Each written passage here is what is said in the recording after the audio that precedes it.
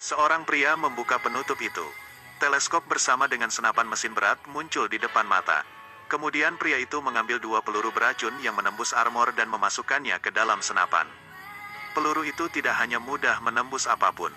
Dengan tergores sedikit pun, target akan mati dengan mengenaskan akibat kontaminasi radioaktif. Setelah pria itu menyalakan komputer dan menghubungkannya ke senapan mesin. Setelah terhubung, senapan mesin mulai bergerak perlahan dengan suara berderit. Kemudian pria itu mengetik serangkaian perintah. Penglihatan dari sekeliling senapan mesin muncul di layar. David mengambil pena dan memasukkannya ke dalam soket kontrol. Kemudian mengendalikan soket kontrol itu untuk menyesuaikan ketinggian dan sudut senapan mesin. Membuat senapan itu membidik dengan akurat pada target sejauh 10.000 meter. Itu adalah labu yang cantik. David membuka tutupnya, menekan saklar, dan senapan itu menembakkan peluru. Pohon besar sejauh 10.000 meter ditembak dan jatuh ke tanah.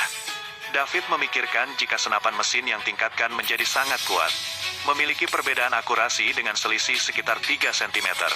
Jadi dia memasukkan serangkaian kode ke komputer, menghidupkan fungsi untuk membidik otomatis dari senapan mesin. Senapan mesin segera diarahkan ke pria di sebelahnya. Saat diaktifkan, pria itu langsung mengangkat tangannya dengan panik. David akan menguji kecepatan gerakan senapan mesin itu. Jadi David menyuruh pria itu pindah. Pria itu berpikir David bercanda dan berkata jika dia gemuk dan tidak bisa berpindah dengan cepat. Tapi wajah serius David adalah ketakutannya. Jadi pria itu langsung berlari dengan terpaksa. Tapi meskipun dia gemuk, dia berlarian secara vertikal. Jangkauan senapan mesin selalu membidik pada sasaran dengan tepat ke arah pria itu. Saat pria itu sudah berlari sejauh 800 meter, David memintanya untuk berhenti dan tidak bergerak. Dia memerintahkan pria itu mengeluarkan kotak rokok dari sakunya dan berdiri di tempat dengan memegang kotak itu dengan tinggi. Saat itu, David menyesuaikan parameternya dan sejajarkan jangkauan dengan kotak rokok. Tak lama kemudian, David menekan tombol api dan mendengar suara vib selama 2 detik. Kemudian peluru menembak keluar, tapi peluru itu mengenai tangan pria itu dan mengakibatkan lengan kanannya diamputasi. Pria itu berteriak kesakitan, tetapi David masih ingin mencoba lagi. Dia membuat pria itu pergi ke mobil berwarna merah.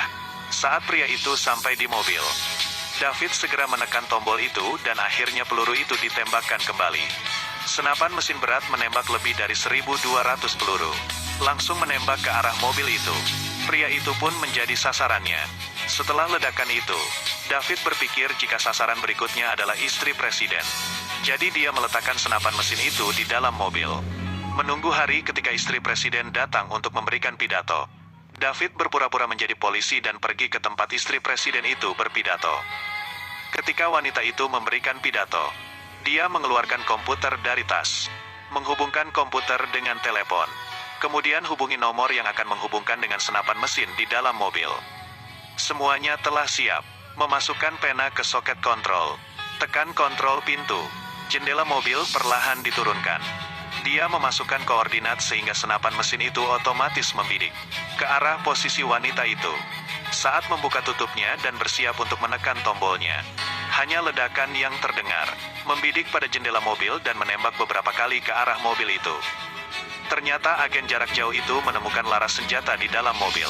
Sekarang meskipun komputer itu tidak bisa membidik, tetapi tetap bisa menekan tombol untuk mengaktifkan senapan itu. Saat senapan itu menembakkan peluru, pengawal tersebut bergegas mendorong wanita itu hingga jatuh. Senapan mesin juga memuntahkan peluru yang sangat tajam. Tempat itu langsung menjadi kacau seperti hujan peluru. Bagian luar dari bangunan itu robek dan membentuk lubang.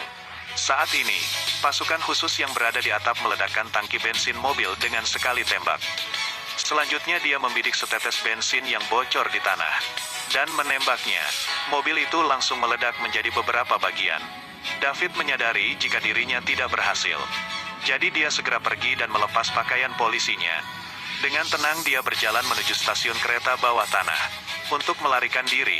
Terima kasih sudah menonton. Terus ikuti Edelweiss Review untuk mendapatkan update cuplikan film berikutnya.